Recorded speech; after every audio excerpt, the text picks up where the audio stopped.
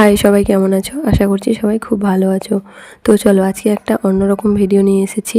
এতদিন শুধু আঁকার ভিডিও দিয়েছি, আজকে আঁকার আগে আমাদেরকে কত কিছু রেডি করতে হয়, তো সেই বিষয়ে একটা ভিডিও নিয়ে এসেছি। এই ভিডিওটা একটা রিকোয়েস্টেড ভিডিও।